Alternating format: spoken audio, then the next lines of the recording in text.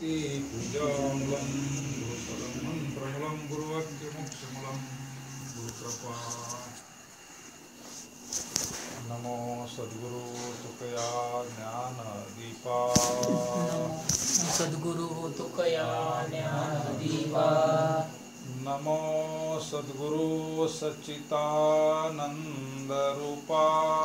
नमो सद्गुरु सच्चिदानंदरूपा। नमो सद्गुरु भक्त कल्याणमूर्ति। नमो सद्गुरु भक्त कल्याणमूर्ति। नमो सद्गुरु भास्करा पूर्ण कीर्ति। नमो सद्गुरु भास्करा पूर्ण कीर्ति। अलंकापुरी पुण्यभूमि पवित्र दिव्ये नांदतो ज्ञानराजा सुपात्र तया ठविता महापुण्य राशी। नमस्कार माझा सद्गुरु ज्ञानेश्वरासी। कुंडलिका श्री ज्ञानदेव तुकाराम पंढरीनाथ भगवान की जय। माऊली ज्ञानेश्वर महाराज की जय। सद्गुरुनाथ महाराज की जय। उजळले भाग्यात अवघी चिंता वारली, संत दर्शनी हा लाभ पद्मनाभ जोडीला। संपुष्ट हृदय पेटी करुणी पोटी साठे, तुका म्हणे होता ठेवा तो या भावाचा पडला। या पांडुरंगा करू प्रथम नमन, दुसरे चरण समजाजिया त्यांच्या कृपादानी कथेचा विस्तारू बाबाजी सद्गुरु वचन ऐका कमलापती माझी रंगाची विनंती कर कधी काळी आपण असावी जवळी। मस्तक हे पायावरी या वारकरी संतांच्या, शरण शरण हनुमंता तुम्हाला रामदूता। काय भक्तीच्या त्या वाटा मदतावा सुभटा।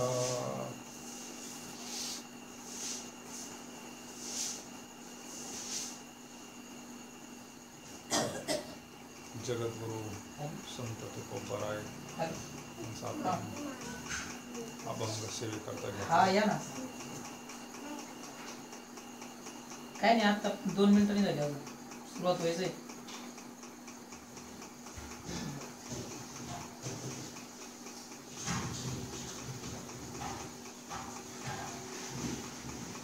आज एकादशीचा पर्व काळ,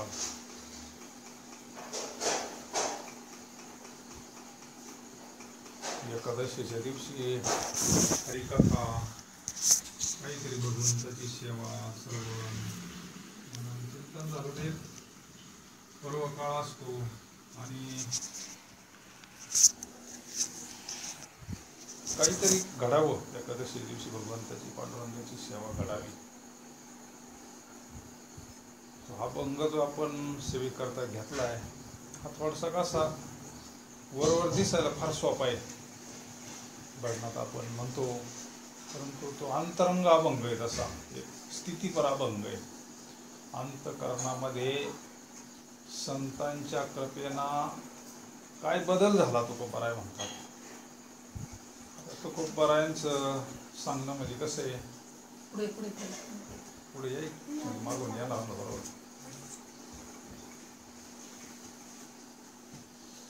सहज हा योग, उद्याच्या कार्यक्रमाचं निमित्त सकाळीची धावपळ करायचं तुम्हाला जाऊन निवांत मग थोडा सत्संग होईल, नाही का। युगामध्ये सत्संग फार श्रेष्ठ आहे। सत्संगानं काय होतं, आपल्याला परमार्थाची दिशा कळते, आणि ज्याला दिशा कळली त्याचा निश्चय होतो, जो मार्गाला लागलाय त्याचा असा निश्चय होतो, दृढ भाव होतो त्याचा। आणि जसं ते बाबा सांगायचे, बाबा मोठ्या याच्यावर जर गेलं एसटी स्टँडवर ते सारखं चालू राहतं, ही गाडी शिर्डीवरून नाशिकला इतक्या वाजता जाईल, शिर्डीवरून पुण्याला इतक्या वाजता जाईल। बाबांना एक जणांना विचारलं, म्हणजे काय तुम्ही कीर्तन रोज तेच सांगायचे म्हणले, तुकाराम महाराज, ज्ञानेश्वर महाराज, नामदेव रायश्वर, दुसरं काही सांगतीच नाही म्हणले। बाबांनी त्याला उदाहरण दिलं होतं. मग एस टी महामंडळाच्या डेपोवर म्हणले ती सारखं चालू राहतं ना, ही गाडी इतक्या वाजता इतक्या टायमाला जाईल. एकदा मी विचारली काय तुम्ही रोज रोज तेच सांगायचं म्हणले तुझ्या करताना इथे काही नवीन प्रवासी येतात म्हणले, त्यांच्या करताय म्हणले. बाबा म्हणले कसं आहे, हे साधू संतांचं जे गाथा असेल, ज्ञानेश्वरी असेल, हे सगळं वेदाचं सार आहे. तुकोबारायांचा गाथा म्हणजे वेदच. म्हणून तर रामेश्वर भट्टांनी बुडवायला का लावला? कारण दुसरं काय होतं, आपल्याला हे सोपं वाटते अभंग, पण रामेश्वर शास्त्री म्हणजे दशग्रंथी ब्राह्मण होते. काशीला जाऊन पंडित विद्वान झालेले होते ते.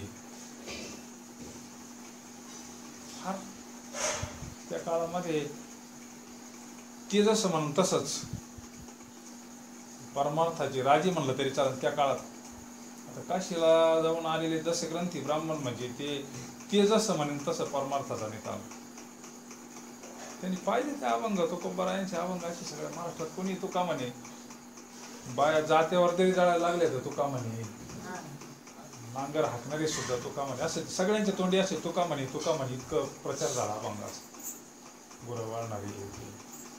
आणि मग सहज रामेश्वर शास्त्रींना कोणीतरी दाखवले म्हणले, तो देऊचा तुकोबाराय म्हणले, आणि त्याच्या मुखातून असे अमृतासारखे अभंग बाहेर पडतात म्हणले.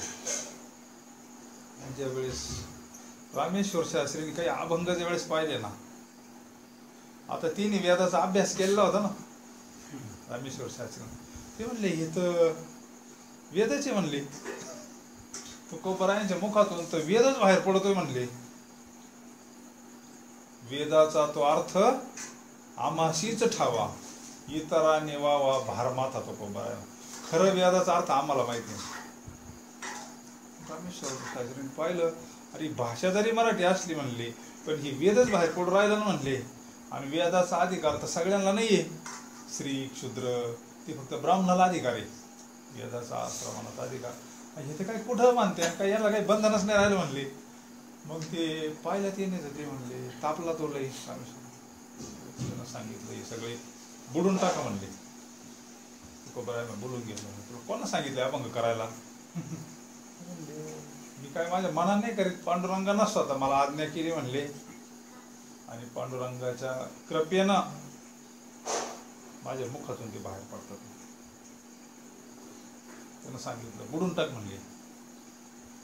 तात्पर्य हे सगळे वेदाचं सारे गाथा जरी दिसायला सोपा वाटत असला, पण वेदच येतो, फक्त भाषा सोपी केली आपल्याकरता. तुकोबारायांचे आपल्यावर इतके मोठे उपकार आहे का, शेतकऱ्याच्या भाषेत गाथा सांगितला. निरोप महत्वाचा आहे, मग तो कोणत्या भाषेत का असा ना, निरोप आपल्याला जो निरोप कळाला ना, आपल्याला निरोप जर कोणत्या भाषेत सांगा ना, हिंदीतून सांगून येतो, निरोप महत्वाचा आहे. तुकोबारायाने आपल्या करता हे सोपं केलंय. फार संतांचे आपल्यावर उपकार असतात.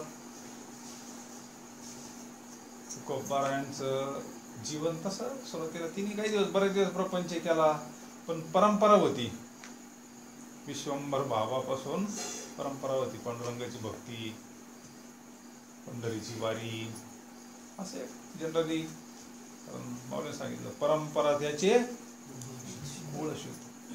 जर परंपरा असेल, काहीतरी संस्कार असतील, आई वडिलांचं पुण्य असेल, तर मग हरिभक्त जन्माला येत असतो. मग तुकोबारायांचं पुण्य फळले बहुत दिसा, नाही का, भाग्य उदयाचा ठसा झालो सन्मुख तो कैसा न संत चरण पावलो. आणि मग एक दिवस स्नान करून असे बाहेर येत होते, तर मग शुद्ध दशमीचा दिवस, माघ शुद्ध दशमी पाहुणी गुरुवार केला अंगीकार, सापडविले वाटी जाता गंगा स्नाना, मस्त की तो जाना ठेविला. मग ती माघ शुद्ध दशमीच्या दिवशी तुकोबारायांना बाबाजींकडून अनुग्रह मिळाला. आणि मग तिथून त्यांचं जीवनच बदललं. त्यांच्या जीवनामध्ये सद्गुरू आले आणि त्यांचं जीवन बदललं. काय बदललं मग ते प्रत्येक चरणात सांगतात.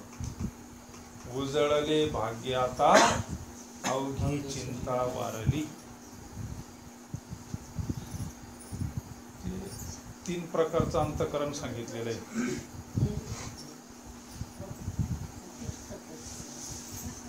एक कापरासारखं अंतःकरण, एक गौरीसारखं अंतःकरण आणि एक क्षणासारखं अंतःकरण. आता तुकोबारायांचं अंतःकरण म्हणजे कापरासारखं. तिथे काय आता आपल्यालाही शांत भेटले, पण आपली अजून चिंता आहेच ना.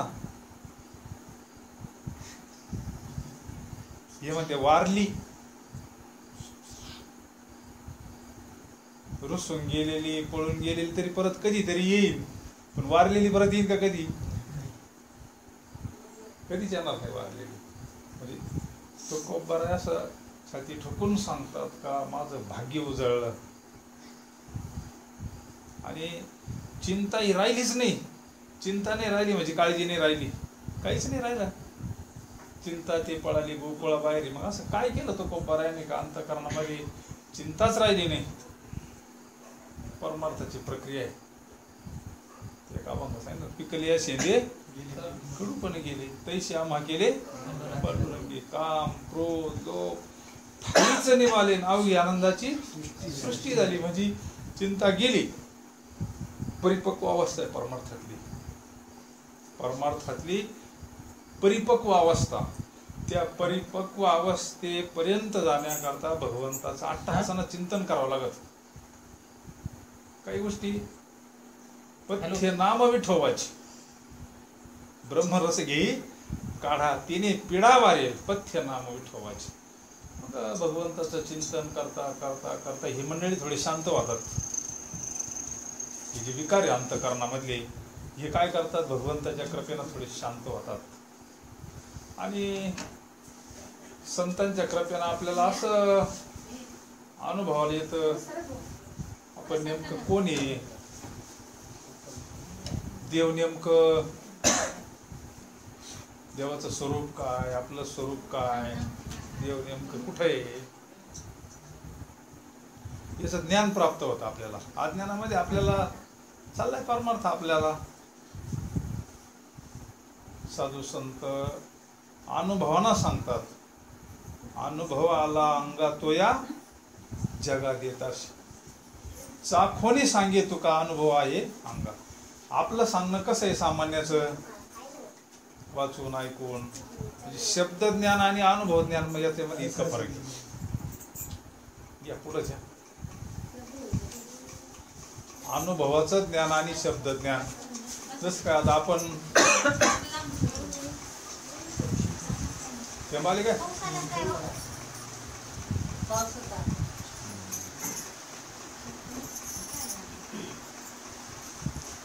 लाडूचं वर्णन करणं आणि प्रत्यक्ष खाणं इतका फरक आहे. नुसतं शोकस मध्ये पाहणं म्हणजे शब्दज्ञानी, ग्रंथ वाचून इकडचं तिकडचं जगाला सांगणं, प्रवचन सांगणं, कीर्तन सांगणं, आणि स्वतः साधू संतांनी भगवंताचं दर्शन झालं, भगवंताचा साक्षात्कार झाला, त्या पूर्ण स्थितीला प्राप्त झाले आणि मग जगाला सांगतात शिवितो हारस वाटितो घ्यारे हो नका रानती, विटेवरी ज्याची पाऊले समान क्वचित दान शूरदाता. म्हणजे सामान्याचं सांगणं आणि संताचं सांगणं इतकं बदल. सामान्य किती लोकांना सांगितलं तर समाजावर का परिणाम होत नाही? आचार नाही ना, आचरण नाही ना. साधूचं आचरण राहतं, बोले तैसा चाले त्याची पाऊले. ते नाथ बाबाकडं नाही का ते म्हातारीने पोरग आणलं होतं, एक म्हातारी नाथ बाबांकडे पोराला घेऊन आली. म्हणजे बाबा हे पोरग लय गुळ खातं, म्हणजे याचा त्रास होतो गुळांना, याला काहीतरी सांगा म्हणले. मग नाथ बाबा म्हणले ये पुढच्या आठवड्यात घेऊन, पुढच्या आठवड्यात ये म्हणले. ती म्हातारी म्हणजे एवढ्या लांब जायचं आता सांग ना बाबा म्हणले. नाही म्हणले तू पुढच्या आठवड्यात ये म्हणले. गेली ती घरी, पुढच्या आठवड्यात आली आणि त्या मुलाला घेऊन आली, अशी बसली. बाबांनी काय नाही त्याच्या पाठीवरून हात फिरवला. म्हणले बाळा गुळ खाऊ नको म्हणले, तुला त्रास होतो, आजपासून गुळ खाणं बंद कर म्हणले. मग त्याला म्हणले आता जाय, आता काही गुळ खाणार नाही म्हणल्या. मग तरी म्हणले बाबा मग तुला एवढं सांगायचं होतं तर मागच्या आठवड्यातच का नाही सांगितलं, एवढा नाग आणि मला ह्याला पटा. त्यावेळेस महात्मेने सांगितलं का आई त्यावेळेस मी सुद्धा गुळ खात होतो. पहिल्या वेळेस आली ना, त्या क्षणापासून मी गुळाचा त्याग केला म्हणले. आता इथून पुढे आयुष्यभर त्यागच केला म्हणले. म्हणजे आपण जोपर्यंत काही पथ्य पाणी पाळत नाही, आचरण जोपर्यंत नाही, तोपर्यंत समाजावर कसा परिणाम होईल. जो आचरण करतो, सत्य वागतोय, सत्य बोलतोय, असं दुरीत जीवन जगतो, त्याचाच समाजावर परिणाम होतो. बाकीच्यांचा पुढे परिणाम होतो. किती का कीर्तन प्रवचन काय बंद आहे का? आज परमार्थ बंद आहे का? बदल पुढे किती का लोक माळी घाले का परत काढून टाकी.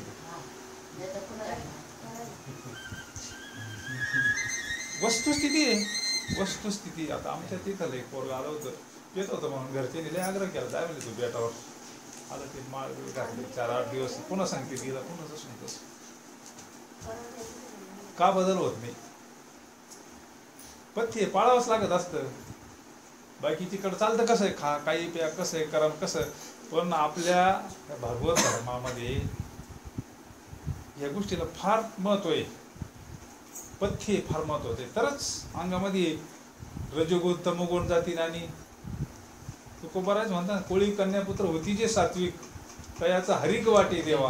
म्हणजे सात्विक गुणाशिवाय समाधान नाही, सात्विक गुणाशिवाय आनंद नाही, आणि सात्विक गुणाशिवाय ज्ञान नाही. तमोगुण रजोगुणाचं नाव सुद्धा घेतलं नाही महाराजांनी. होती जे सात्विक, पहिली कन्या मग पुत्र. आपला महत्वाचा विषय असा आहे का, तुकोबाराय म्हणतात, माझं भाग्य उजळलंय आणि माझी चिंता गेली. मग आपणही विचार करायचा, आपण इतक्या दिवसाचा परमार्थ करतोय, आपल्याला अजून चिंता शिल्लक आहे, काळजी शिल्लक आहे, इच्छा शिल्लक आहे. आणि जोपर्यंत ही जात नाही तोपर्यंत जीवनमुक्त अवस्था प्राप्त होईल. ज्या दिवशी जीवनमुक्त अवस्था प्राप्त होईल त्या दिवशी कशाची काळजी, कशाची चिंता. आजी संसार सुफळ झाला की माई देखिले पाय विठोबाची. माऊली सुद्धा तेच सांगतात, भगवंताचं दर्शन झालं, माझा जीवनाचा संसार सुफळ झाला. आता दर्शन काय, किती लोक दर्शन करून येतात, दर्शन कोण नाही करून येत. काही काही तर महिन्याला वारीला जातात का नाही, मग दर्शन नाही कधी. मग का, मागील परिहार पुढे नाही शील. झाले या दर्शन एक वेळा. एकदा जर भगवंताचं दर्शन झालं तर पुन्हा त्याला काळजी चिंता काहीच नाही. पट्ट्यामध्ये लोक जातात दर्शन घेऊन येते, पण परिणाम का होत नाही? काय कारण असं नाही चाललं. जे साधू संतांना भगवंताचं दर्शन झालं, वास्तव दर्शन भगवंताचं, भगवंताची ती प्रतिमा आहे, मूर्ती आहे ती. आपण जे मंदिरात बसवतो ही प्रतिमा आहे भगवंताची. भगवंताची 2 स्वरूप आहे, एक सगुण आणि निर्गुण. ते सगुण आहे, निव्वळ सगुण साक्षात्कारांना जन्म मरण टळत नाही. नुसत्या सगुण साक्षात्कारांना मग नामदेव राहिला तर सगुण साक्षात्कार झाला होता ना. कीर्तनात नाचत होता देव, जेवत होता, याच्यापेक्षा अजून काय पाहिजे. बोलत होता, प्रत्यक्ष भगवान पांडुरंग परमात्मा सगुणच येऊन. पण जन्म मरण टळलं का? म्हणजे बाबा तुला साधूकडेच जावं लागेल, तुला म्हणजे नागनाथलाच जावं लागेल. का? निर्गुण साक्षात आत्मसाक्षात्कार जोपर्यंत होत नाही म्हणले तोपर्यंत तुला माझं खरं दर्शन नाही. जोपर्यंत आत्मसाक्षात्कार होत नाही, माझं वास्तव दर्शन होत नाही, तोपर्यंत तू हे फक्त विटेवर मला पाहतो, मी एवढाच नाही म्हणले. अरे मी चराचरात भरलेले म्हणले. विठू दिळी स्थळी भरला, रीता ठाव नाही उरला, आणि मी तुझ्या हृदयात ये ना म्हणले. तू 24 तास मला घेऊन फिरवतोय, पण तू मला फक्त पाहतोय विटेवर म्हणले. जे जसं ऊस आहे आपला, ऊसामध्ये साखर आहे का नाही? आता इथं ऊस आणले 4-5 तुम्ही द्या ना. नाही ना, इथं ऊसात साखर नाही, ते कारखान्यात न्यावं लागेल त्याला. तसा याच्यात सुद्धा देव आहे, पण ते संतांच्या कारखान्यात याला न्यावं लागेल ऊसाला. मग तशी घरी नाही ना साखर. संताची संगती मनोमार्ग गती, आकाळावा श्रीगती येती बनती. प्रक्रिया तीच आहे, बाकी काय वेगळी नाही. वेगळी काय? आता तुमच्या आपल्या घरातलं उदाहरण, कांद्यात बी आहे का नाही?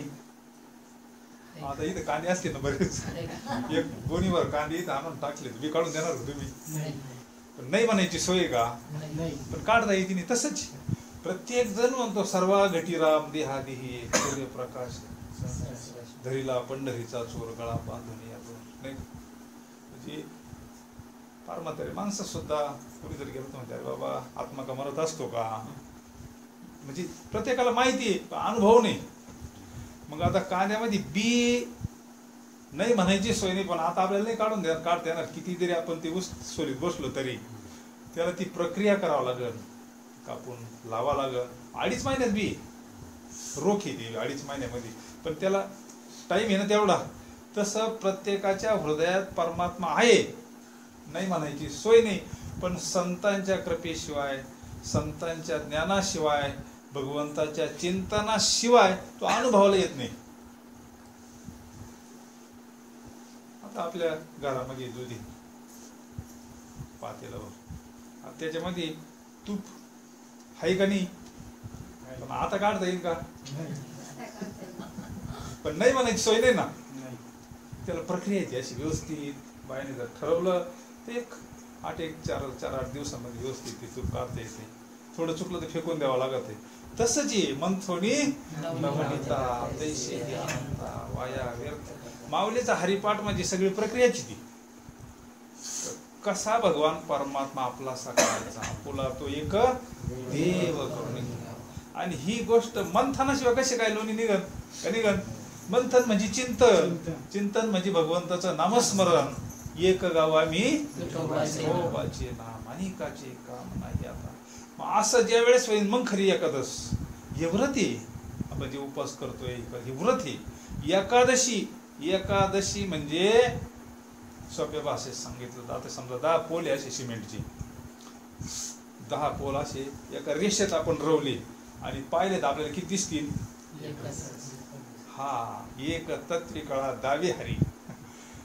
ज्या वेळेस आपण भगवंताचं नामस्मरण करायला बसलो, ठाईचं बैसुनी करा एक चित्त. भगवंताचं चिंतन करता करता करता करता करता आपल्याला देहाचा विसर पडन, मन एकरूप होईल. त्यावेळेस खरी एकादश घडली आपल्याला समजायची. देवात आयसा करी उपकार देहाचा विसर पाडी मज तरीच हा जीव सुख पावी. मग त्यावेळेस खरं सुख आहे. जोपर्यंत याचा विसर पडत नाही तोपर्यंत खरं सुख नाही. तोपर्यंत हे विषयाचं सुख. मग तुम्हाला मागे सांगितलं पीठ काढून पेण्यासारखं आहे दूध. खरं सुख साधू संतांकडे, त्यालाच ब्रह्मानंद म्हणतात. साधू संत त्या सुखामध्ये असतात. आपण ह्या सुखाला सुख समजतोय. पैशाचं सुख, गाडी घोड्याचं, सोन्याचं, सत्याचं, अमकं तमकं. पण हे सुख टिकत नाही. आपल्याला असं सुख पाहिजे का शाश्वत सुख पाहिजे. बोरला पाणी असं उन्हाळ्या काळचं पाहिजे. पानकळ्यात किती का पाणी, गटाराला पाणी राहतं, त्याचा काही उपयोग नाही का. असं सुख पाहिजे आपल्याला ना.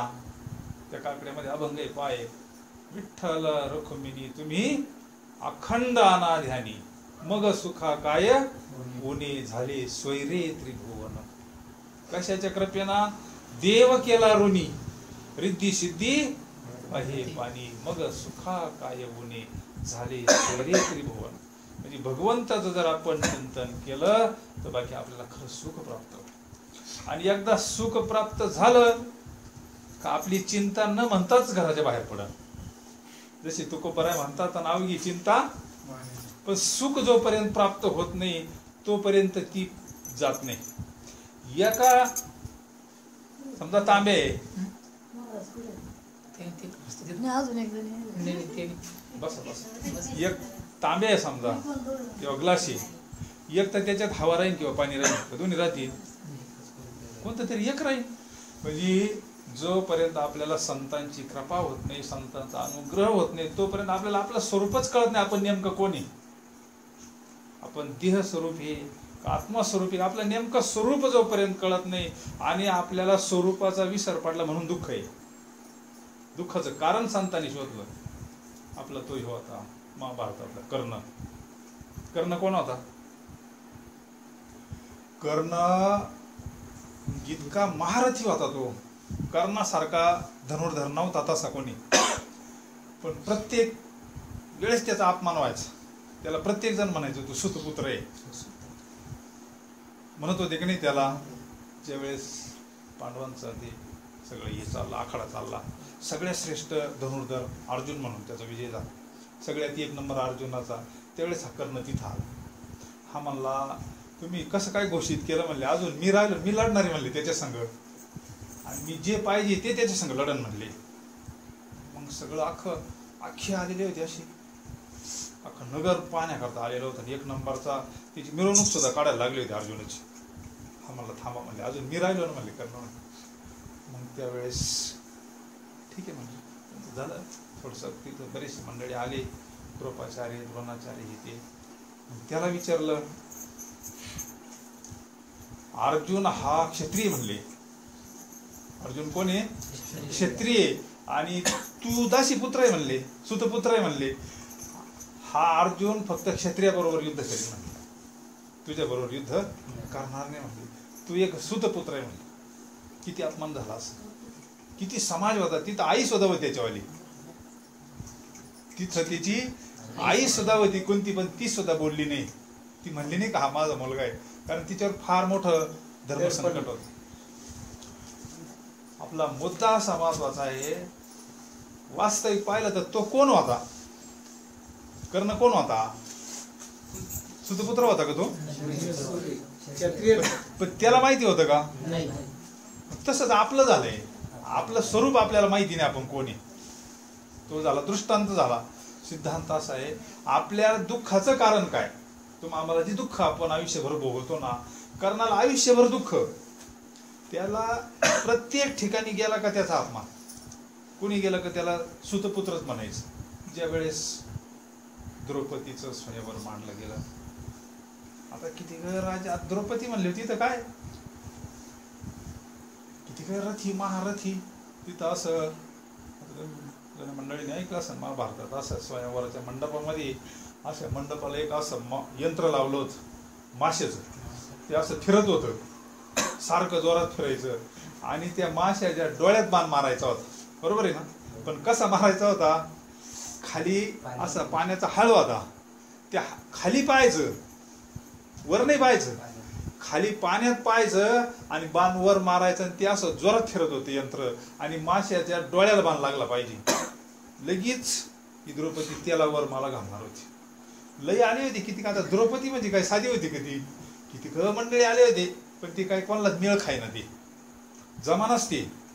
कारण धनुर्विद्या ज्याला परिपक्व आहे त्याला खाली पाहून वर बाण मारायचं म्हणजे काय सोपं आहे का? मग असे बरेच राजे रजवाडे येऊन, आता पांडव सुद्धा गुप्त वेशाने आले होते तिथं, पण ती प्रगट नाही झाली, असे वेगळ्या वेशात येऊन बसलेले होते. आणि मग ते किती कोणालाच जमाना ते. त्यावेळेस द्रौपद उठला आणि अख्ख्या सभेत म्हणला, आता निक्षत्रिय पृथ्वी झाली काय म्हणले, कोणी क्षत्रिय नाही म्हणले.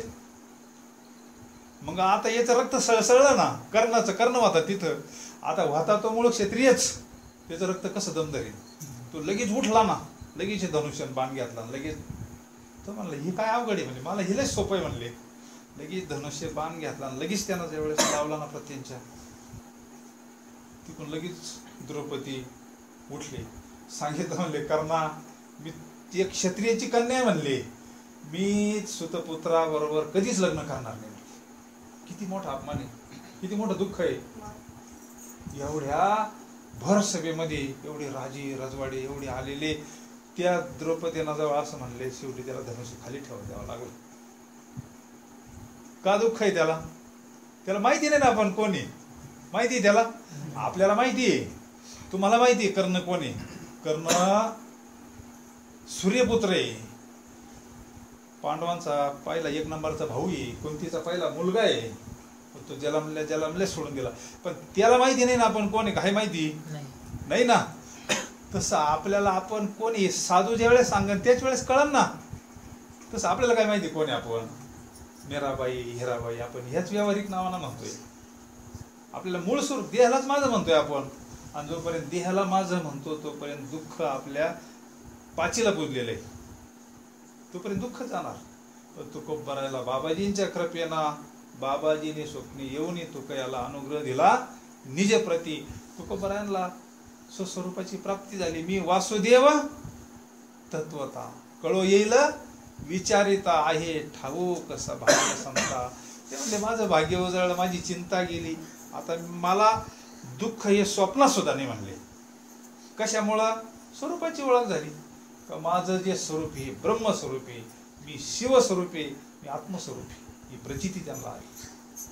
देहाचा बाज झाला. ती एक साधन आहे. ते म्हणली गाडी आहे. आता ही तुमची 4 चाकी गाडी बाहेर लावलेली, आता का म्हणती चालना, तिला चालवणारा कोणी नाही ना. तसं ह्या गाडीला सुद्धा चालवणारा कोणीतरी आत्माराम आहे. बरोबर आहे का नाही? म्हणजे गाडी वेगळी आणि ड्रायव्हर वेगळा आहे. हे ज्या वेळेस आपल्याला ज्ञान संत करून देतील त्यावेळेस हळूहळू भगवंताच्या चिंतनानं आपल्याला सुद्धा असं ज्ञान होईल का आपला मायबाप खरा कोण आहे? माये जगन्नाथ बाप जगन्नाथ. ती माऊली सुद्धा म्हणली येग येग माझे पंढरीची आई. म्हणजे आत्मस्वरूपाच्या दृष्टिकोनातून पाहिलं तर भगवंत आपला आहे, देव माझा मी देवाचा, हीच माझी सत्यवाची. साधू संतांना प्रचिती आली. आपलं आई वडिलांनी जन्म दिला, देहाला दिलाय. हे जे आई वडील व्यवहार आपले ह्या देहाचे, पण आत्मस्वरूपाचा विचार केला तर भगवान परमात्मा गीतेत सांगतात ममय वंशी जीवलोकी जीवभूता सनातना. अर्जुना हे सगळे माझीच लेकरं आहेत अंश रूपाना. मी यांना ओळखितो पण ते मला ओळखत नाही. बरोबर आहे का नाही? आणि ते ओळख करून देण्याचं कार्य संत करतात. म्हणून साधू थोर जाना, साधू थोर जाना कलियुगी. कलियुगामध्ये संत हे कार्य करतात. मग संत भेटले तुकोबारायांना सांगितल्या पद्धतीनं भंडारा डोंगरावर काही दिवस भगवंताचं चिंतन केलं, काही दिवस पांडुरंगाच्या मंदिरात चिंतन केलं. इतकं चिंतन करता करता करता त्यांना ती स्थिती प्राप्त झाली. म्हणजे अंतःकरण स्वच्छ झालं. अंतःकरण एकदा जर स्वच्छ झालं आपोआप मनाला स्थिरता प्राप्त होते, सत्वगुणात जातो माणूस आणि शांती प्राप्त होते. आणि मग उजळले भाग्यात अवघी चिंता वाटली. कशाना? दुसऱ्याच्या सांगतो. संत दर्शनी हा लाभ पद्मनाभ जोडीला.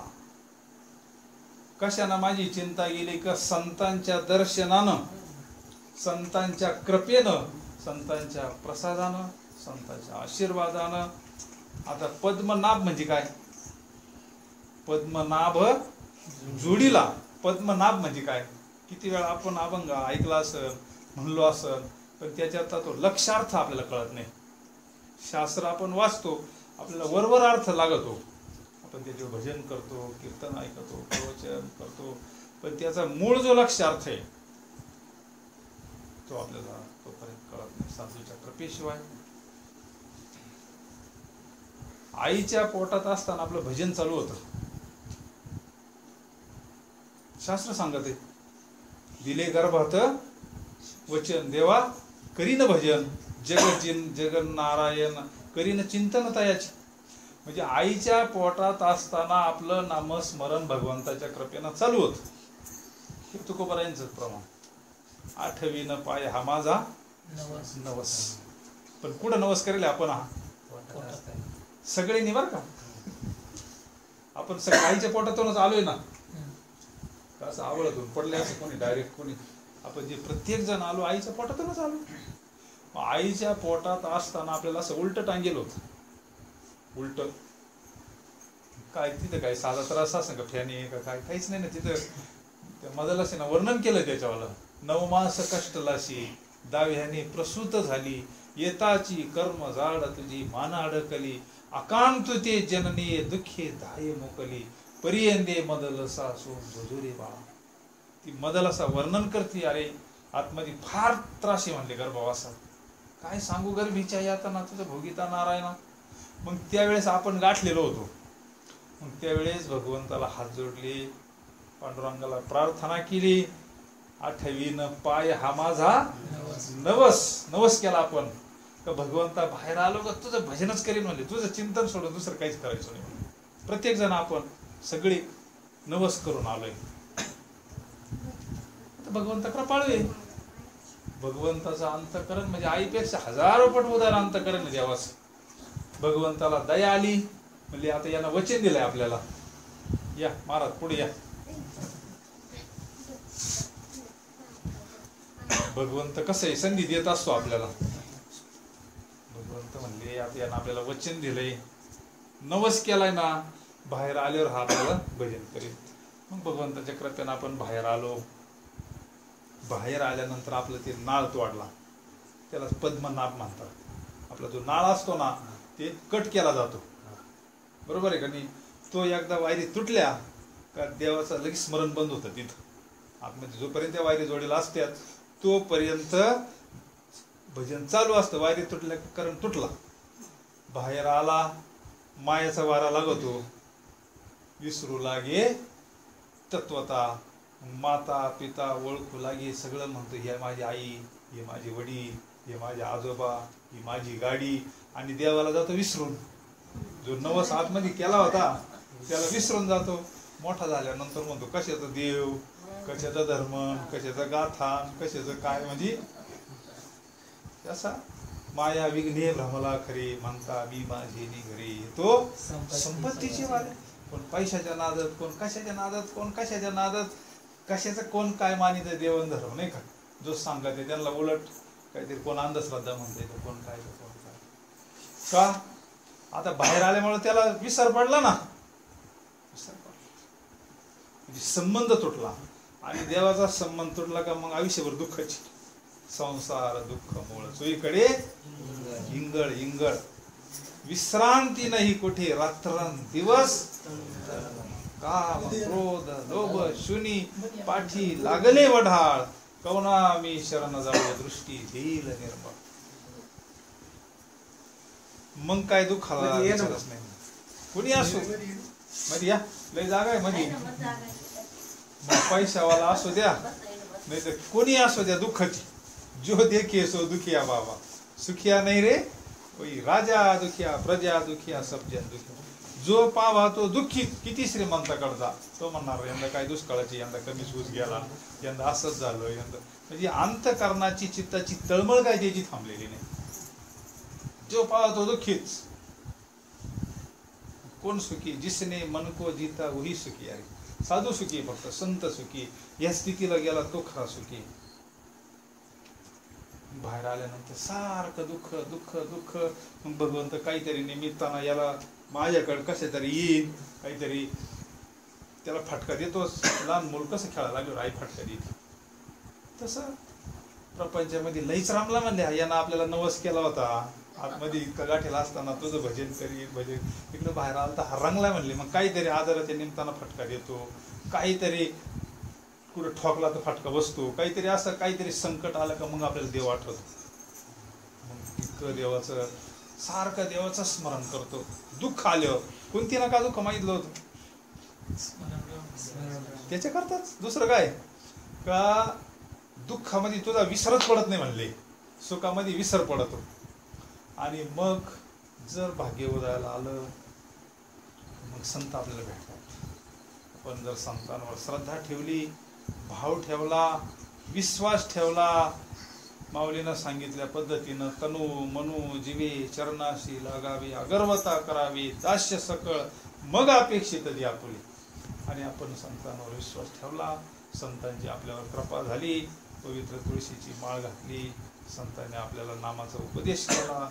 आणि आपण जर भगवंताचं चिंतन केलं तर मग संत दर्शिनी हा लाभ पद्मनाभ जोडियाला. तुटलेला संबंध संत आपल्याला जोडून देतात.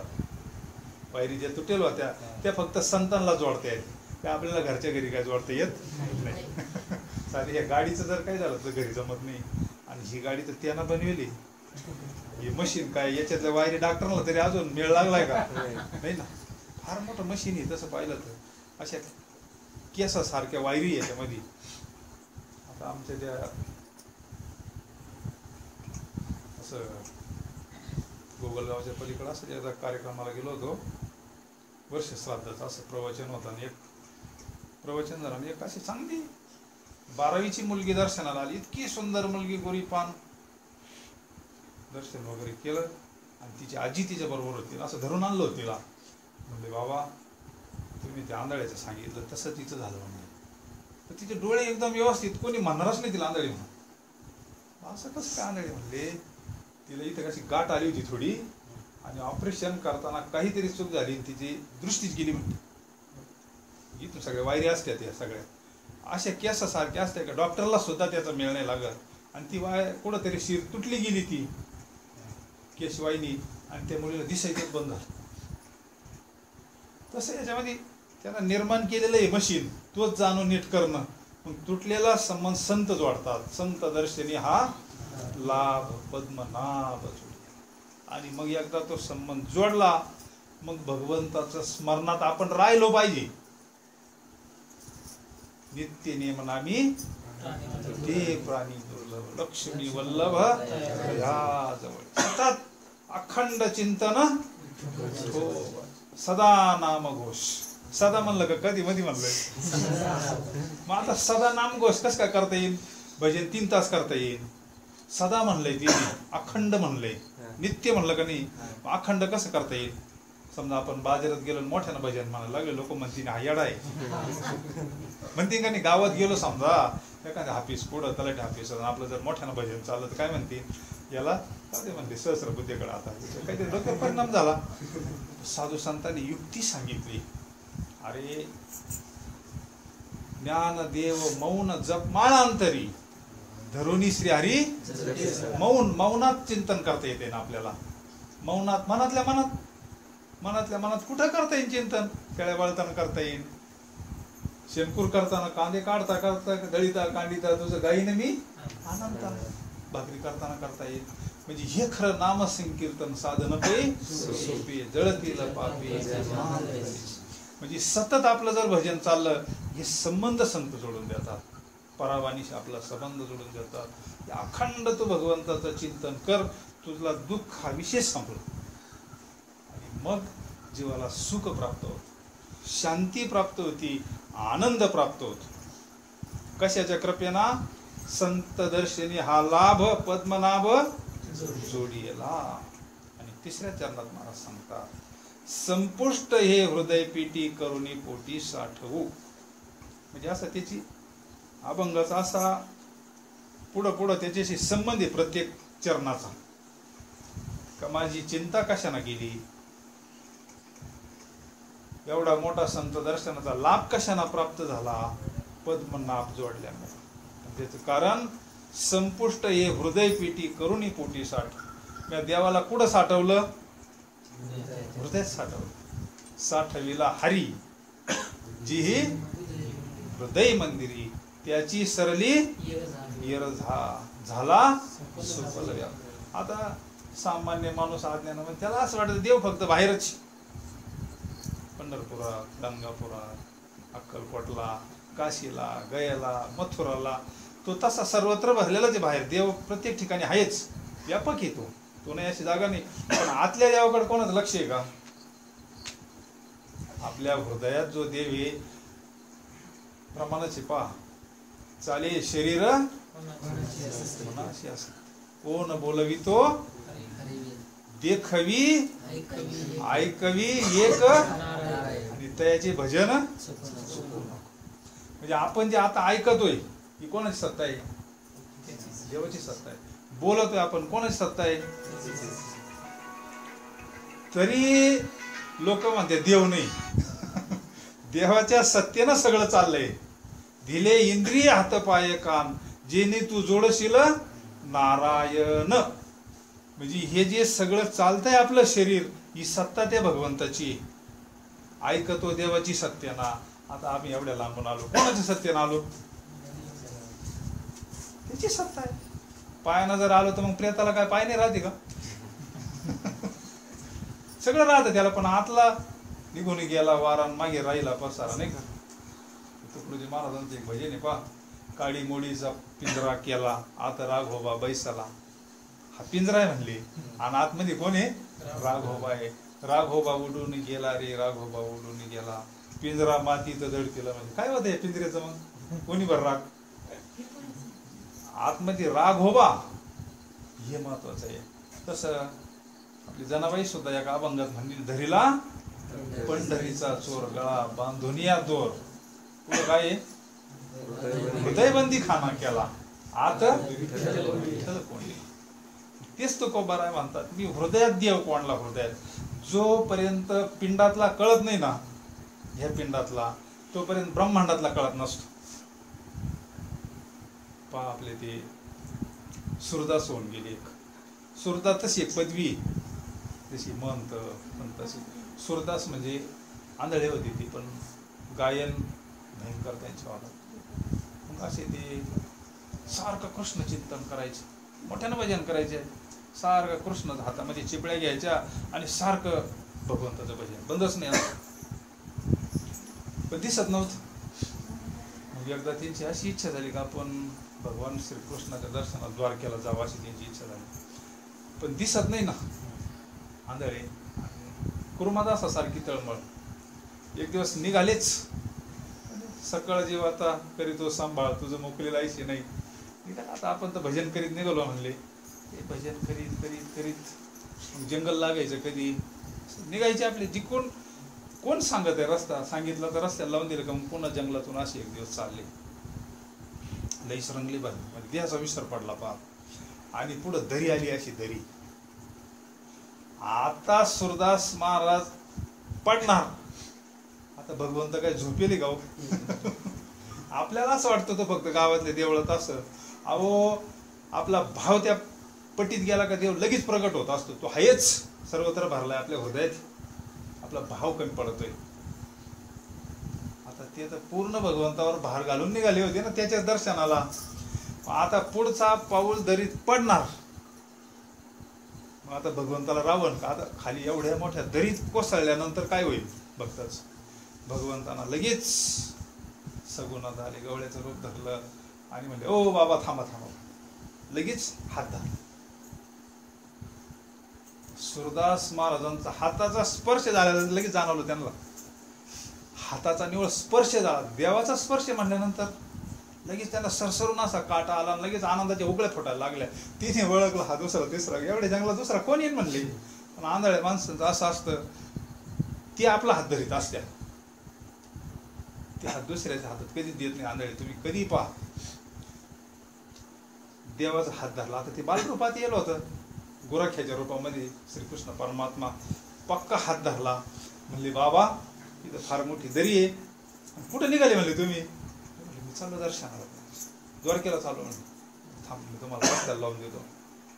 आणि मग लगेच अशा चांगल्या झाडी जोडपातून बाजूला घेतला, रस्त्याला लावून दिला. म्हणले हा रस्ता द्वारकेला जातो म्हणले. जा म्हणले. आता देवाच्या स्पर्श झाले झाले यांना जाणवलं होतं हा एवढ्या जंगलामध्ये इथं पाखरू सुद्धा पाकना. हा पोरगा अवचित जे अर्थी आले, हा कोणी म्हणले, हा चतुरातू शिरोमणी म्हणले. हा तोच असला पाहिजे म्हणले. तो मनगट असं सोडायला पाहिजे, झटका मारायला पाहिजे. पण या आंधळ्यानं पक्क त्याचं मनगट धरेल होतं. आता शेवटी भक्ताची शक्ती किती. आता तो काय बळीया माझा पंढरीराव, तो या देवांचा देव नाही का. आता त्याची शक्ती कुठं, भक्ताची कुठं. आणि त्यानं असा झटका मारला आणि हात सुटला आणि खादा खादा हसून असं लगेच बाजूला अदृश्य व्हायला. यांच्या लक्षात आलं का हा स्वतः भगवान परमात्म्यानं आपल्याला वाचवला आणि रस्त्याला लावून दिला. म्हणले आता तू फार मोठा शक्तिशाली म्हणले, मला झटका मारून तू पळून गेलाय म्हणले. आता पण इथं मी तुला कोंडलंय म्हणले, इथून पळून दाखव तू जर खरंच शक्तिमान असं म्हणले. साठविला हरिजीही हृदय म्हणले, अरे मी हृदयात तुला साठवलंय म्हणले. तुझं जे मूळ जे खरं स्वरूप आहे ते सच्चिदानंद स्वरूप आहे म्हणले, ते हृदयात साठवलंय. इथं बांधलंय म्हणले तुला म्या, इथून पळून दाखव म्हणले. तू आता इथून कसं काय पळत, तेच तो बरं सांगतो. संपुष्ट ये हृदय पेटी करुणी पोटी साठवू. मग इथं ज्यांना देव साठवला, जेव त्याच्या हृदयात राहायला आला, ह्या गोकुळात राहायला आला, त्याला काळजी, चिंता, भीती, तो गरीब राहील का मग. आणि कोणाच्या हृदयात देव नाहीये बरं, सगळ्यांचे आहे. पण आपल्याला अनुभूती नाही ना. प्रत्येकाच्या आतमध्ये ती शक्ती आहेच, मुंगीपासून तर ब्रह्मदेवापर्यंत. तसं चालणच कसं आहे शरीर, पण अनुभव नाही ना. संतांनी अनुभव घेतलाय. हृदयातल्या भगवंताला साठवलं. नवे नवे तुकोबरायांनी निर्गुण साक्षात्कार झाला, सगुणही साक्षात्कार झाला. त्यावेळेस ते म्हणले आजी संसार सुफळ झाला गे माये. किंवा अजून एक त्यांचा अभंग आहे,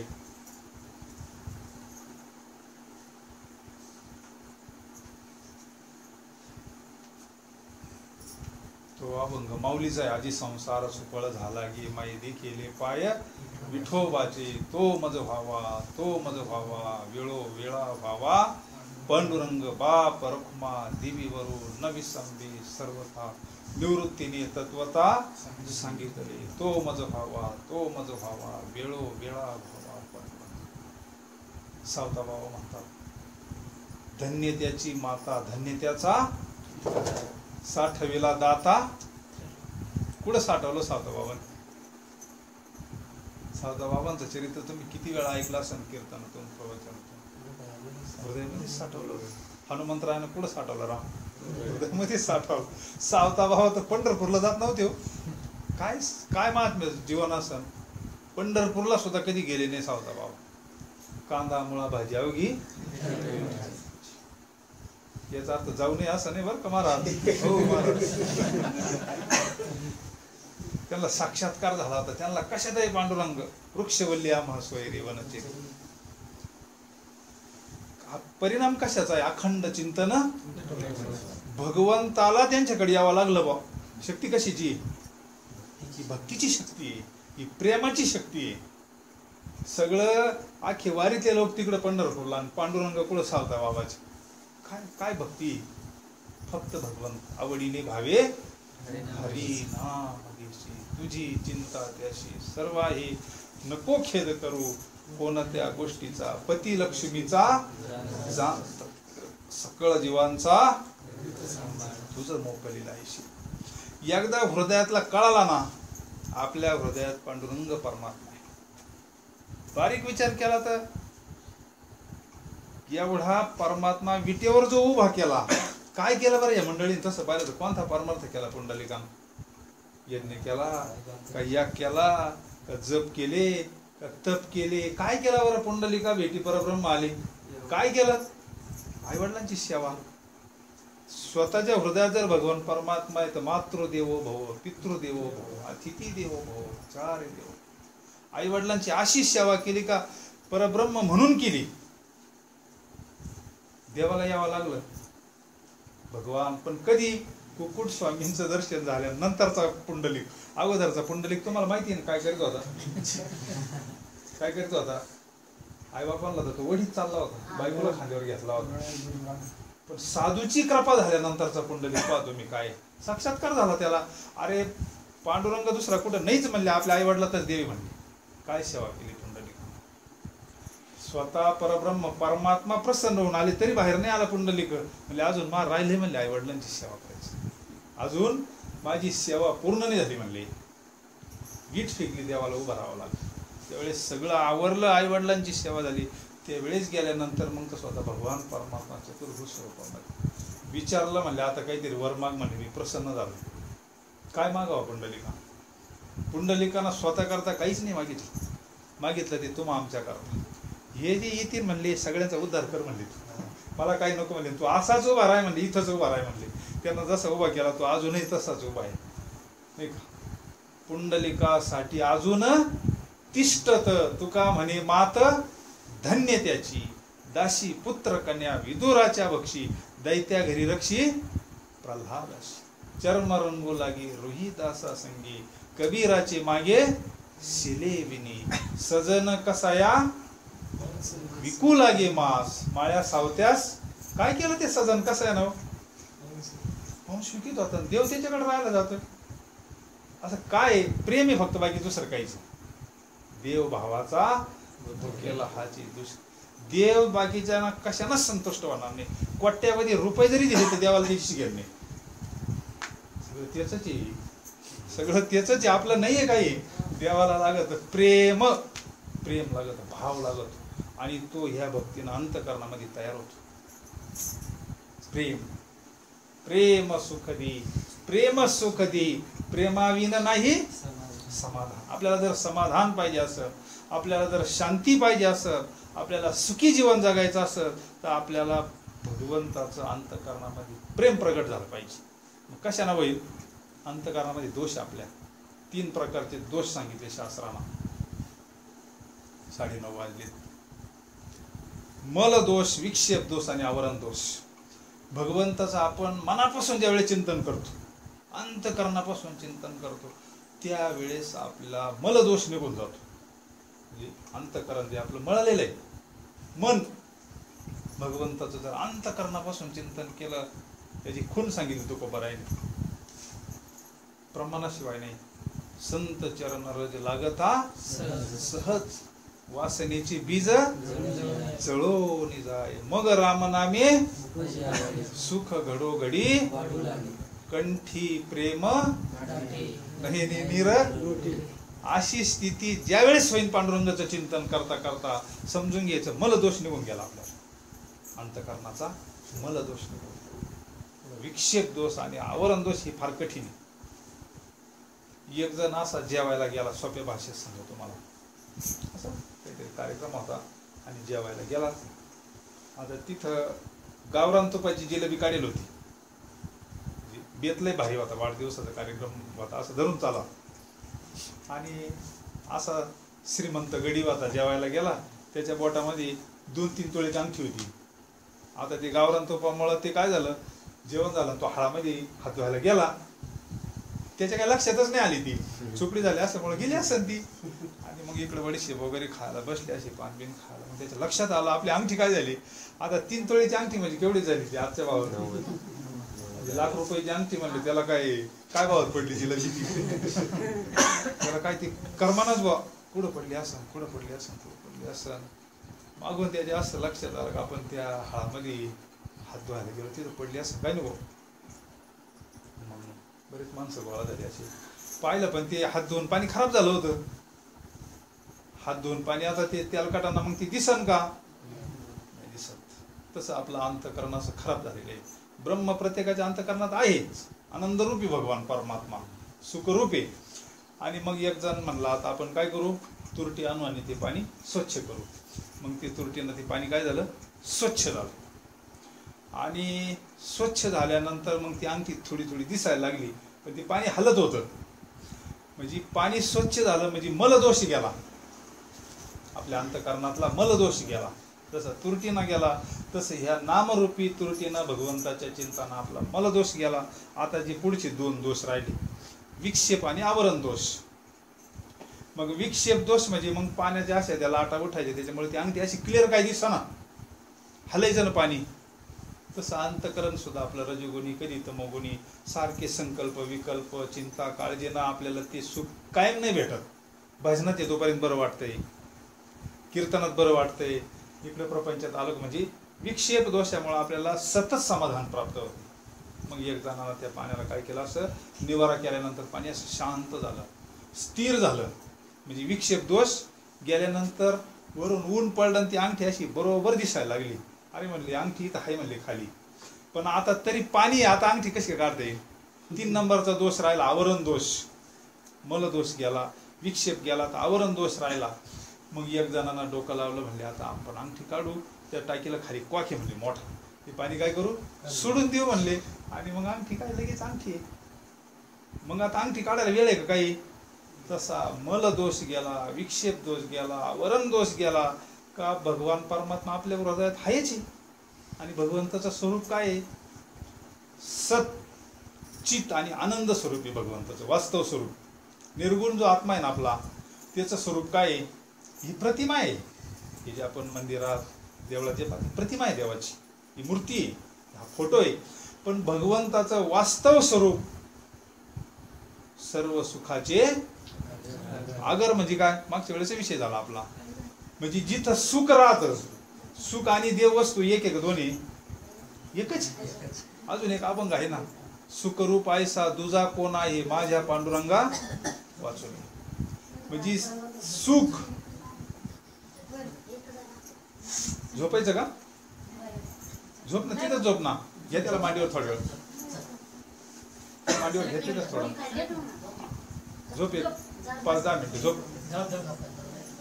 म्हणजे तात्पर्य अंतकरण स्वच्छ झालं का आपल्याला सुखी, अंतकरण स्वच्छ झालं का आपल्याला आनंद आहे, अंतकरण स्वच्छ झालं का आपल्याला समाधान आहे. कुठून काही आणायचं नाही, कुठून न्यायचं नाही, हे सगळं जागेवरच मटेरियल. देवच आपल्या हृदयात. तिथे काय जगाचा मालक कुठे आहे? इथे. जगाचा मालक आपल्या हृदयात. संपुष्ट ही हृदय पेटी करुणी पोटी साठ. बराय सांगतात, माझं भाग्य उदयाला आलं, मला बाबाजी सद्गुरू भेटले, त्यांचा कृपा प्रसाद मला प्राप्त झाला. त्याचं मी अट्टहासानं चिंतन केलं आणि फार मोठा लाभ माझ्या जीवनात झाला. त्यांनी माझा तुटेला संबंध जोडून दिला, पद्मनाभ जोडला. संपुष्ट ही हृदय पेटी करुणी पोटी साठो. आणि तो एवढा जगाचा मालक, एवढा मोठा देव हृदयात कस काय साठवला? असं देव किती मोठा, अनंत ब्रह्मांडे उदरी तो हा अनंत कोटी ब्रह्मांड नाही म्हणतो आपण. एवढा भगवान परमात्मा मोठा ह्या हृदयात कस काय साठवला? भक्तीची ताकद येते, प्रेमाची ताकद आहे. जसा गवळणीने साठवला तसा भक्तीनं तो साठवता येतोय. जिथं प्रेम आहे तिथं त्याला राहावंच लागत. या सुखाकारणी देव. कोणत्या सुखाकारणी? आपणच सुखाकरता धडपडतोय. आपणच सुखाकरता सारखी खटपट आयुष्यभर करतोय. आणि ते म्हणते या सुखाकारणे देव वेडावला, वैकुंठ सोडून कुठं राहिला? संत सदनी राहिला. कोणतं सुखी? हेच ना भक्तीचं प्रेम सुख. संतांकडे सुख असतं, संतांकडे दुःख ही वस्तूच नाही. संतांच्या घरी सारखा सत्संग असतो, आनंदाचा असतो सगळा. आनंदाची डोही आनंद. म्हणजे भगवान परमात्मा सुद्धा अशांची इच्छा करतोय. किती दिवस राहिले नाथ बाबांचे देव? 24 वर्ष शिरखंडाचे देव गळोबरांचे इथं राहिले.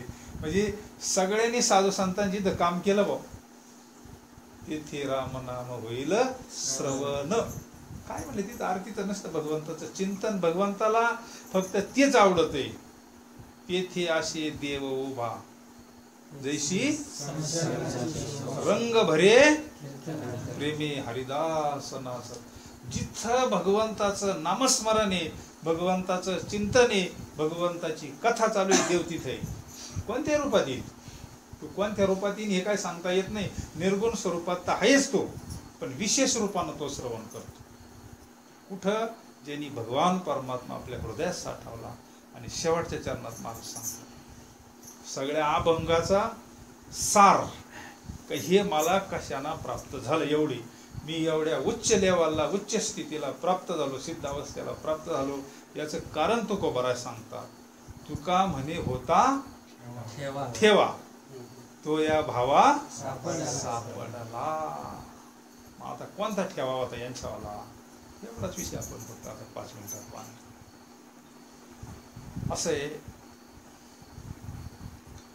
देवाच्या कृपेशिवाय संत भेटत नाही आणि संताच्या कृपेशिवाय देव कळत नाही. अशी गुतामती. देवाच्या कृपेशिवाय खरा साधू भेटणार नाही. खरा महात्मा देवाच्या कृपे. बहु अवघड आहे संत परी जग जेठी करुणा केली. पण भगवंतांना जर कृपा आपल्यावर केली तर आपल्याला खरा साधू आजही भेटत. म्हणजे देवाच्या कृपेशिवाय संत भेटत नाही आणि संताच्या कृपेशिवाय देवाची ओळख होत नाही. नामदेवरायांचं उदाहरण. देव तर अगोदर भेटेल होता, पण सद्गुरु शिवाय खरंच वास्तव स्वरूप कळलं का? नाही ना कळलं. मग तेव्हा किती काय परीक्षा दिली का फेलच व्हाय त्याच्यामध्ये. ज्यावेळेस कुत्र्याच्या परीक्षेमध्ये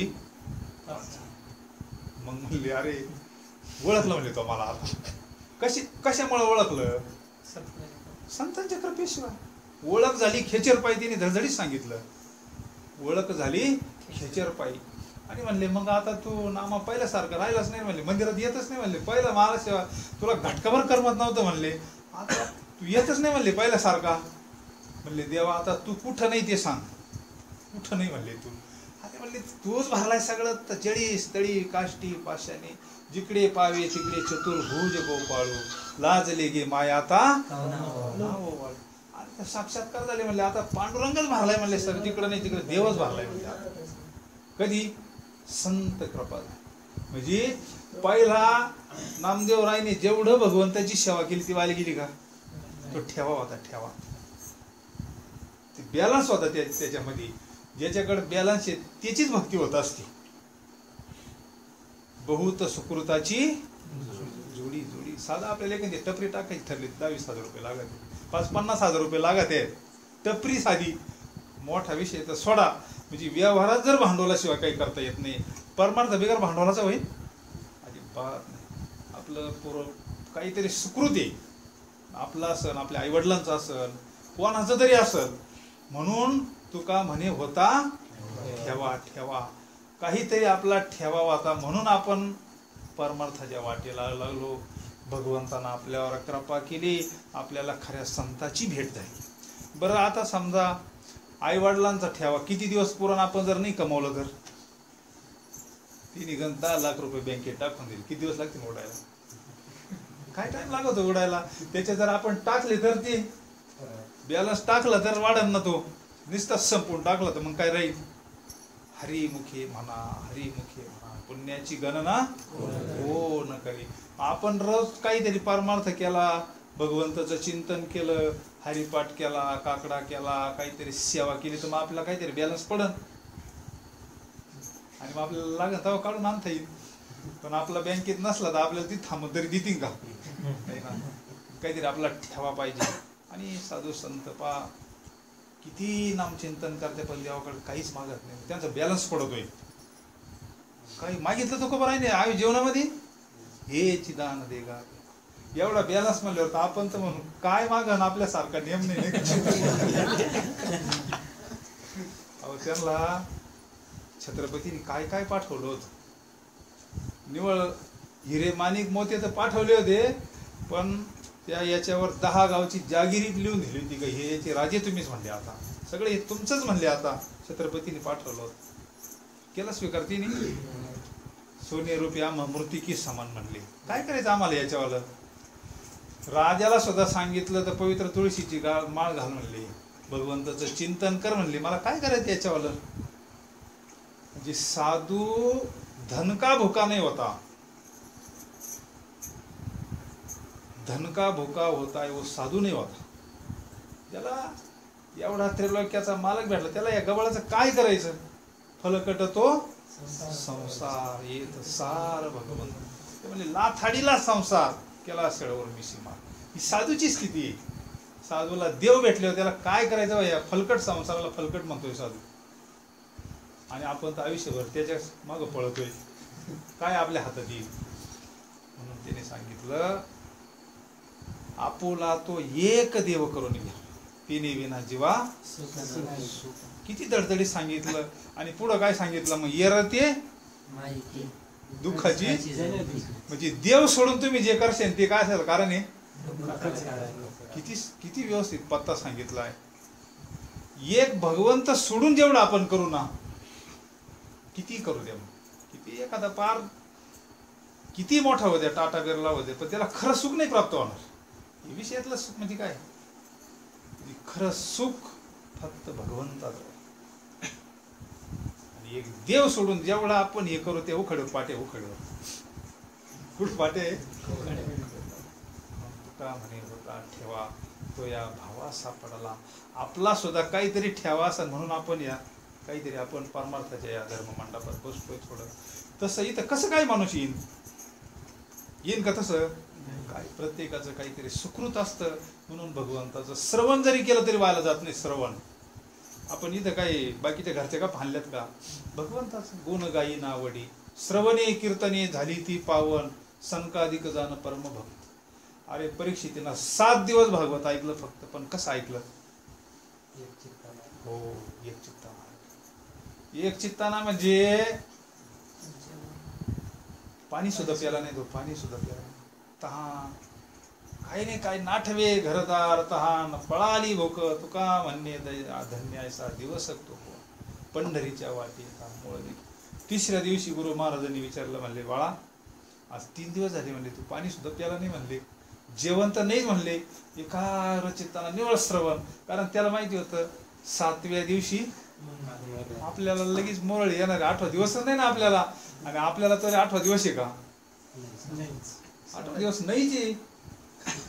पण आपण चिरंजीव असल्यासारखं वागतोय नाही का, अमर असल्यासारखं आपण बिनधास्त असतं. आपलं मरणाचा आपला काही समज. त्याला माहिती होतं 8व्या दिवशी आपण जाणार आहे म्हणजे. 7 दिवस त्याच्याकडे शिल्लक होती. एकाग्र चित्ताना कृष्ण कथा चालल्या होत्या तिथं, भगवंताचं चिंतन. शुकमुनी सारखे महात्मे भेटले होते. म्हणले बाळा अरे 3 दिवस झाले तुला ताण नाही लागली का म्हणले. म्हणले बाबा या पाण्यामुळे तर एवढा घोटाळा झाला. पाण्यामुळेच झालं होतं ना ते सगळं. त्या ऋषीच्या आश्रमात पाणी पिण्याकरता गेल्यामुळं तर एवढं घडलं ते, आणि शाप दिला होता. आता तहान लागली, पण भगवंताच्या भीतीची तहान लागली मला. आता मला ह्या पाण्याचं काहीच नको म्हणले. 7 दिवस पाण्याचा थेंब नाही घेतला भाऊ.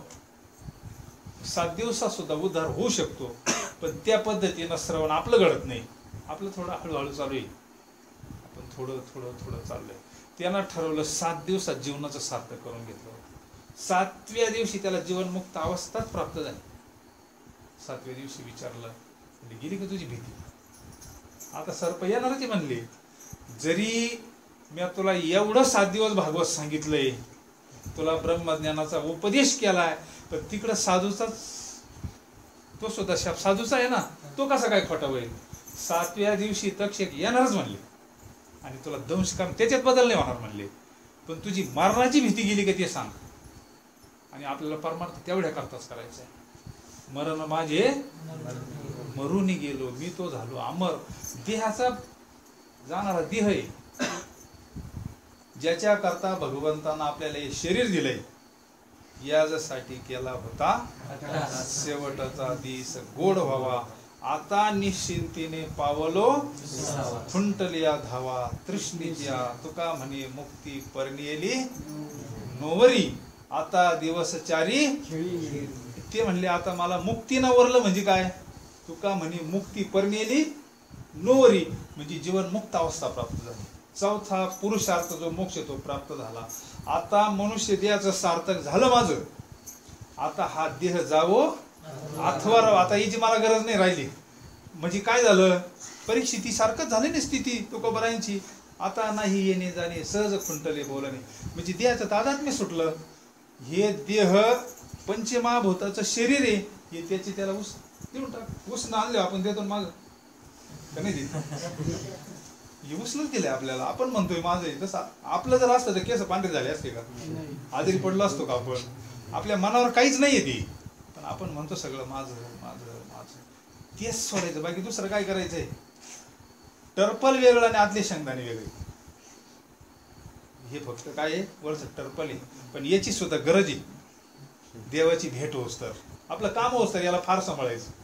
साधन चांगलं असलं तरच आपल्याला एवढं लांब जाता येईल. गाडी तर चांगली पाहिजे ना, पण एकदा काम झालं ना आपल्याला, मग कधीही शरीर पडलं तर मग काय नाही. अशी शेवटच्या दिवशी परीक्षेची स्थिती झाली, आणि गुरु महाराजांनी विचारलं, बाळा तुला ब्रह्मज्ञानाचा उपदेश केलाय, 7 दिवस श्रीमद भागवत कथा सांगितली, तुझी मरणाची भीती गेली का? आपण जे सगळा परमार्थ जे करतोय ना, अख्ख्या परमार्थाचा सारास आहे. आपल्याला मरणाची भीती गेली पाहिजे. ज्या वेळेस आपल्याला हे शरीर सोडायचं ना, माहेरला जायचं टायमाला तुम्हाला काही असं माहेरला जायचं म्हणजे काही दुःख आहे का?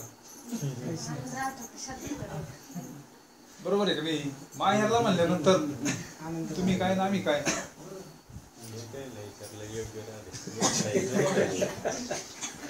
आपल्याला सुद्धा तसं मूळ जर पाहिलं तर माहेरलाच जायचंय.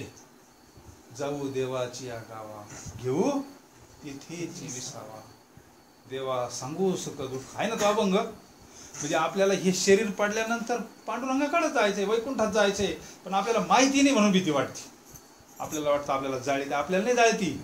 या शरीराला जाळीत आहेत, हे वरच्या कपड्याला जाळीत आहेत, या पंचमहाभूताच्या शरीराला जाळीत आहेत. आपल्याला काही धक्का नाही लागत, आपण आत्मस्वरूपी. आपल्याला जागणी काही करू शकत नाही, आपल्याला काहीच शस्त्र काही करू शकत नाही, असं आपलं स्वरूप आहे. आत्म्याला काही होतंय का? डॉक्टरला तरी आत्मा कधी दिसलाय का? एवढे फोटो एवढं काही MRI निघाले, आत्मा दिसलाय कधी डॉक्टरला? फक्त संतांनी त्याचा शोध लावला, अदृश्य दर्शनी संताची. आणि मग आपल्याला जर वास्तव स्वरूप आपलं कळालं, आपण देह नसून आपण आत्मस्वरूप, आपण देवाचे लेकरं आहे असं जर आपल्याला कळालं, मग आपलं काम झालं. आता इथलं समजा आपलं सगळं आवरल्यानंतर आपल्याला हे इथं ठेवून जायचं, हे तर काय फक्त तुकोबारायांनी नेलं त्यांचा अधिकार तेवढा होता, पण आपल्याला हे इथंच ठेवून जावं लागणार आहे. आपण नाही म्हणलो तरी ठेवावं लागणार आहे, कारण याच्यावर आपली सत्ता नाही. देह हे कोणाचं आहे? काळाचे. धन तरी आपलं म्हणतोय आपण सगळं, तसं आपलं नाहीये. आपण फक्त काही दिवसापुरती पाहुणे म्हणून आलो इथं, जसं आम्ही इथं पाहुणे आलो रात्रभर, तसं आपण सुद्धा काही दिवसापुरती पाहुणेच आलोय. पक्षी अंगणी उतरती, दुपारच्या वेळेस येतात, सावलेलं बसते ऊन खाली, तैशी असावी संसारी. तसं आपल्या प्रपंचात असं आपण लय चिटकू नाही त्याला, माझं माझं अजिबात म्हणू नये. कमळासारखं असं किंवा बाबा असे एक भारी दृष्टांत सांगायचे मावल्यांना. बाजरीचे भाकर असते म्हणले, बाजरीच्या भाकरीला पापोड येतो का? बाजरीच्या भाकरीला पापोडा नाही आला तर मग सासूबाई काय म्हणत असते, तुझ्या तुला असंच शिकवलं का नाही? म्हणजे पापोडा भाकरीला चिटकतही नाही, सोडितही नाही, बरोबर आहे का नाही? वेदांताचा सिद्धांत आहे तसा तो, पण साधून आपल्या घरात येऊन सांगितलाय. तसं पापोडा भाकरीला चिटकतही नाही, सोडितही नाही, ते वर्तत दिसते दिही ना माझ्या ठाई, मी त्याच्या हृदय समग्र आहे. साधू प्रपंचाला चिटकतही नाही, सोडितही नाही. आपण चिटकतोय, माझं माझं म्हणलं का चिटाकलाच, माझं म्हणलं का चिटाकलाच. माझे कांदे, माझ्या गाया, माझे ट्रॅक्टर कार्यक्रमाला जायचं म्हणले ते चिटकत ना, ते सोडित पुढे. संत असा त्याला चिटकत नाही, ते असं सोडलेलं असतं. त्याच्यापेक्षा सोपं असं तयार नारळ जे असतं, खोबळ्याचं नारळ असं एकदम तयार गोटा झालेलं, ते चिटकत का असं करोटीला? मग ती स्थिती साधूची आहे. आणि जे असे कवळं नारळ असतं ना चिटकेल, ती आपली स्थिती आहे, तुमची आमच्या सारखी करोटी सोडित नाही. पार ते बाहेरला कालानाला काढायचे बोलत नाही मला तरी निघत नाही. तसंच आपलं आहे ते, आपण चिटकलोय प्रपंचाला. आसक्ती आपल्याला भगवंताच्या चिंतनानं हळूहळू आसक्ती कमी होती आणि साधू एकदम असा मोकळा असतो. ध्यान हे वेगळंच वाटतं त्याला बराचसा. सारासार विचार करा उठा उठी, नामधरा कंठी विठोबाची तयाच्या चिंतने. म्हणजे परिपक्व अवस्था एकदा झाली का मग आता नाही येणे जाणे, मग कधीही मी बोलू. आपल्याला निरोप यायच्या अगोदर आपण वळकुटी बांधून तयार पाहिजे, मुरळी यायच्या अगोदर लगेच आपला आवरेला पाहिजे. हे कधी तयारी होईल? पण आयुष्यभर भगवंताचं चिंतन करू. हा 1-2 दिवसाचा सिजनल परमार्थच नाही संतांचं. सटर फटर परमार्थ असो सिजनल, हे गणपतीचे ते गणपती, हे नवरात्र ते नवरात्र. साधूचा परमार्थ असा नाहीच. सततम कीर्तयंतो, सतत अखंड चिंतन भगवंताचं. कोणताही कार्य करत असताना भगवंताच्या अनुसंधानात जर केलं तर कर्म ब्रह्मरूप होत, नवे नवे प्रपंच परमार्थ होत. झाला ना संतांचं, सावता बाबाचा झाला, तुकोबारायांचा झाला, निळोबारायांचा झाला, मीराबाईचा झाला, जनाबाईचा झाला. मग त्याच्याकरता ही रीत संत दर्शनी हा लाभ पद्मनाभ जोडेला. हेच भगवंत आपल्याला संत असे संबंध जोडून देतात. बाबा तू देह नसून तू देवस्वरूपी, तू ब्रह्मस्वरूपी, तू भगवंत स्वरूपी, तूच सुखरूपे. देव सुख आनंद ही एक वस्तू आहे. आणि एकदा आपल्याला ते स्वरूपाची प्राप्ती झाली, शेवटच्या क्षणाला देवानं सांगितलं कर्णाला तू कोणी. ज्यावेळेस युद्ध ठरलं, आता हे अटळ झालं म्हणजे युद्ध, आता महाभारताचं युद्ध होणार म्हणजे होणार, दुर्योधन ऐकत नाही. त्यावेळेस कर्णाला देवानं बाजूला घेतलं, त्याला सांगितलं तू कोणी. म्हणजे आता तू कुंतीचा मुलगा आहे म्हणले, तू सूर्याचा पुत्र आहे म्हणले, तू पांडवांच्या बाजूने जाय म्हणले. त्यावेळेस किती आनंद झाला असं कर्णाला. आयुष्यात पहिला जो आनंद झाला कर्णाला तो झाला का आपण कोणी हे कळालं. ज्या दिवशी आपल्याला सुद्धा अशी अनुभूती येईल, भगवंताचा आपल्याला साक्षात्कार होईल का मी आणि देव वेगळा नाही, देव माझा आणि मी देवाचा, त्यावेळेस आपल्याला जो आनंद होईल, त्यावेळेस आपल्याला जे समाधान होईल, आपल्याला जे सुख होईल ते काही वेगळंच असेल. त्याला म्हणतात ब्रह्मानंदम परम सुखदम. त्याला साधू समाधी म्हणतात, त्यालाच परम सुख म्हणतात, त्याला सर्व सुखाची आगर वापर खुमा देवीवर असे संतांनी प्राप्त करून घेतलं की तुमच्या आमच्या जीवनात ते सुख प्राप्त व्हावं, समाधान प्राप्त व्हावं, आपल्याला एक भगवंताची प्राप्ती व्हावी, आपल्याला पुन्हा ह्या गबाळात येण्याची गरज नाही पडू. आता नाही येणे पुन्हा जन्मच नाही. भगवंत स्वरूपाला जाणं म्हणजेच जीवनमुक्त अवस्था आहे. बरं, ही जीवनमुक्त अवस्था देह पडल्यावर नाही बरं का, याच देही याची डोळा भोगो मुक्तीचा, ती जी जीवन अवस्था आपल्याला देहात जिवंत असताना प्राप्त झाली पाहिजे.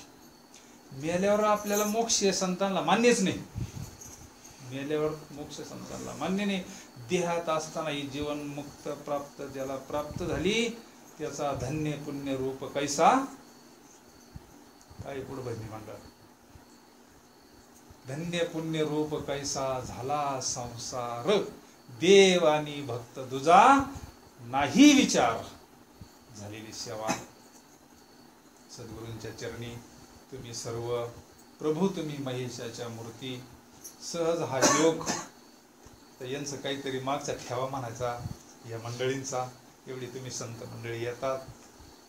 एकादशीचा पर्व काळ, एकादशीच्या पर्व काळाला भगवंताचं कथा आपल्याला श्रवण करायला मिळते, भगवंताची सेवा.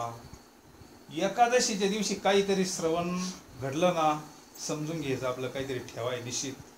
एकादशीचा पर्व काळ त्याच्या करताच असतो. एकादशी दिवशी सकाळी असं थोडा काकडा व्हायला पाहिजे, पांडुरंगाचं चिंतन, संध्याकाळी हरिपाठ. नसलं कोणी तर आपला गाथा घ्यायचं, वाचित बसायचं. आता रोज रोज काय आपल्याला असे लाडू पेढी थोडीच भेटणार आहे का, आपलं बेस्ट पैकी गाथा घ्यायचा, नाही तर ज्ञानेश्वरी घे, जी आवडन ती घ्यायचं, थोड्या वेळ वाचायचं, भगवंताचं नामस्मरण करायचं. तो सुद्धा सत्संगच. हे तुकोबारायची गाथा म्हणजे काय, तुकोबाराय कुठे गेले काय, तुकोबाराय आजही तशीच तशीच, ज्ञानेश्वरच्या रूपानं ज्ञानेश्वर महाराज आजही तशीच तशीची. म्हणून भगवंताची आपल्यावर कृपा. एकादशीच्या दिवशी आपल्याला थोडं श्रवण घडलं, भगवंताचं चिंतन घडलं. यमधर्म सांगे दूता जाऊ नये तयाच्या गावा, नामधारकाच्या शिवा, तेथे नाही तुम्हा सत्ता, जेथे होय हरी कथा, सदा घोष नामाचा. आपला हा 1 तास काळ त्याची गणना करू शकत नाही. हा बोनस आहे आपल्या आयुष्यातला, 1 तास हा बोनस आहे. तिथं त्याच्यावर मीटर चालत नाही. कारण स्वतः यम धर्मानं त्याच्या दूताला सांगितलेलं आहे तिथं तुम्हाला जायचं, आणि त्यांच्या शिवाला सुद्धा तुम्ही जाऊ शकत नाही जिथं हरिकथा चालू आहे, सदा घोष नामाचा चालू आहे. झालेली सेवा पांडुरंग परमात्म्याच्या चरणी, सद्गुरूंच्या चरणी. आमच्या एक सद्गुरूंची सेवा आहे, हे निमित्त आहे, निमित्त आहे.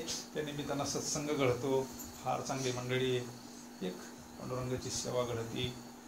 सेवके सांगितले करावे ते काम, एक सद्गुरूंची सेवा आहे. सद्गुरूंनी आयुष्यभर चंदनासारखा देह झिजावलाय. त्यांनी सांगितले धर्माचं कार्य तुम्ही करा, धर्माचे पालन करणे, पाखंड खंडन बीज वाढवावे नाम, हेची करणे आम्हा काम. झालेली सेवा सद्गुरूंच्या चरणी समर्पित. पुंडलिकावर श्री ज्ञानदेव तुकाराम पंढरीनाथ भगवान की जय, माऊली ज्ञानेश्वर महाराज की जय, जगद्गुरु संत तुकाराम महाराज की जय, सद्गुरुनाथ महाराज की जय, सब संतन की जय, बजरंगबली हनुमान की जय, गोपाल कृष्ण भगवान की जय.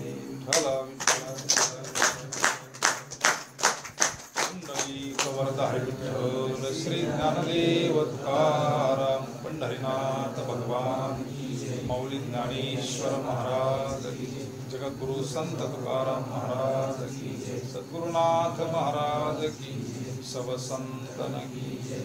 आता विश्वात्मके देवी येणे वाग्यज्ञ दोषावे, दोषोनी मज द्यावे कसाय दाने, जे काळांची व्यंकटी सांडो तया सत्कर्मे अति वाढो बोधा परस्परे घडो मैत्री दुरितांचे तिमिर जाओ विश्व स्वधर्म सूर्य पाओ जो देवांचे गदोते लाभो वर्ष सत्सकळ मंगळी ईश्वर निष्ठांची मंदिराई अनवरत मंडळी भेटो चला कल्पतरुचे आरो चेतना चिंतामणी गाव बोलती जे अर्णवा शिवशांचे चंद्रमे जे लांछन मार्तंड देतापै ते सर्वाई सदा सज्जन सोयदेव किंबहुना सर्व सुखी पूर्ण होनी ते योगी वैद्वादी पुरुषी अखंडित आणि गंतो पदिवे विशेष नुके द्रष्टा दृष्ट विजय होवावे ये